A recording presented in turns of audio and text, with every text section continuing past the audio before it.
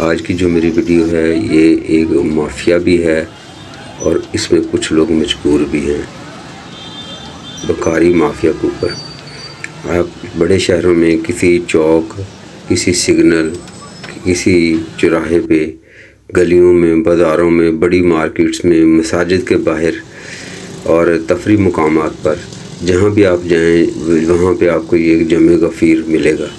ان کی مختلف شکلیں ہیں، کچھ نے سبز چولے پہنے ہوئے ہیں، ہاتھ میں کشکول پکڑے ہیں، کچھ معذور ہیں، تو وہ بظاہر معذور ہیں لیکن ان کو کوئی بندہ چلا رہا ہے، وہ وہاں سے یہ جو سبز چولے والے یہ بہت ساری خواتین ہیں، مختلف چوک میں گروپ میں کھڑی ہوں گی، ان کا سٹائل ہے، سر پہ پٹی باندھی ہوگی، ہاتھ میں کشکول ہوگا اور آپ کے کندھے پہ یا آپ کے سر پہ ہاتھ رکھ کے آپ کو مجبور کر کے روک کے کہیں گی کہ ہمیں ہماری مدد کریں۔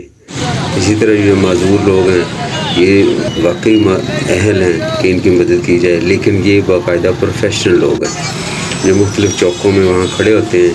بہت سارے جو ٹی وی چینلز ہیں انہوں نے بھی اس سلسلے میں اپنی ڈاکومنٹریز بنائی ہیں کہ اگر آپ وہاں پہ جا کے کھڑے ہو جائیں تو وہ آپ کو کھڑا نہیں ہونے دیں گے، کیوں؟ ان کو کوئی نہ کوئی لیڈ کر رہا ہوتا ہے اور واچ کرتے رہتے ہیں وہ لوگ کہ اب یہ لوگ جو ہمارے گینگ کے لوگ ہیں یہ کن کن پوائنٹ پہ یہ مانگیں گے۔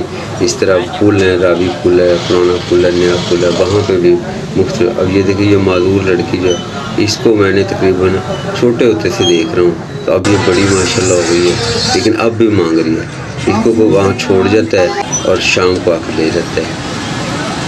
آمدن ہے وہ میرا خیال کم از کم 2000 سے اوپر ہے۔